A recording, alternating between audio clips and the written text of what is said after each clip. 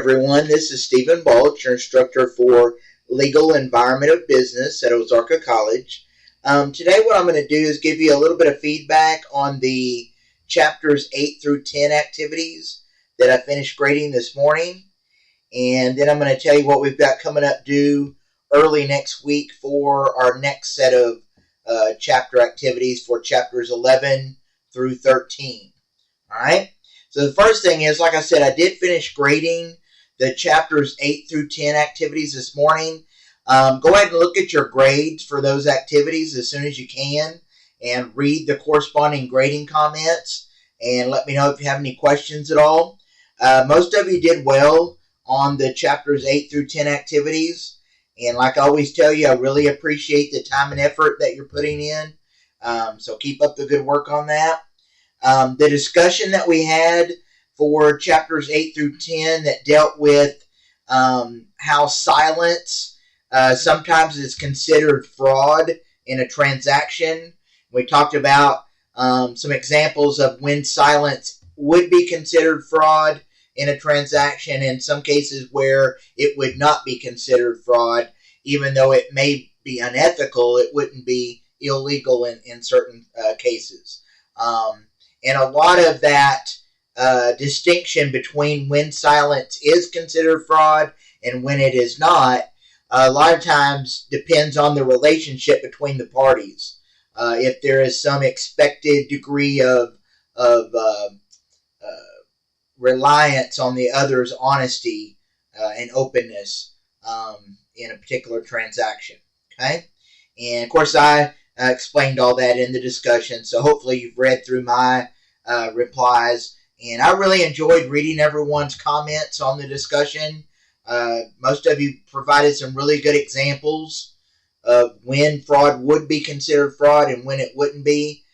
So keep up the good work on the discussions as well. On the chapters 8 through 10 objective test, most of you did well on that. But I did notice that most of you only took it one time. Just as a reminder, I know I always remind you of this, but remember, you can take those tests, those chapter tests, as many times as you want to up until the due date, and your highest grade is automatically recorded. And I will be opening those chapter tests later in the semester to help you prepare for the midterm and the final exams. So just kind of keep that in mind. All right, so that brings us to what we've got coming up due for our next set of activities. So if we go to the activities page in my Ozarka, right now we are on week 5 of the semester. And you notice we don't have anything due this week. And I know sometimes students kind of get confused by that, but there are going to be some weeks during the semester in this class when there is nothing due. But that doesn't mean that you shouldn't be working on the next set of activities, because our next set of activities are going to be due early next week. And so I'm giving you basically a little over a week to get this next set of activities completed. So since not every set of activities fits within a perfect 7-day time frame, some activities are going to take a little bit longer to do, some sets of chapters, and so that's why there's nothing due this week, but there will be work due early next week, and so you should still be working on the chapters 11 through 13 activities, which are due by Monday of next week, which is September 23rd. All right, so a week from today is when those chapters 11 through 13 activities are due. Now, let me tell you a little bit about what you're going to be looking at as far as concepts in chapters 11 through 13. First, in chapter 11, we're going to be learning about written contracts. So far, we've kind of learned about what contracts are and the things that must be in place for for something to be considered a valid contract.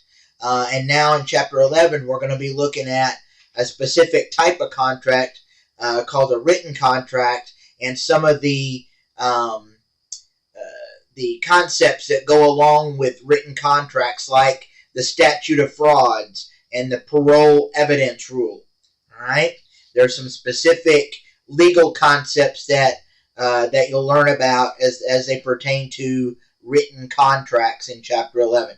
Chapter 12 deals with third parties to contracts. So typically in a contract you have two parties, and it's stipulated in contract law the responsibilities of both parties. But in some transactions there's a third party that may be involved in the contract or affected by the contract. And so in Chapter 12, it's going to cover third parties to contracts, like the third-party beneficiary, novation, assignment, and delegation. It also covers joint and several contracts as well. All right?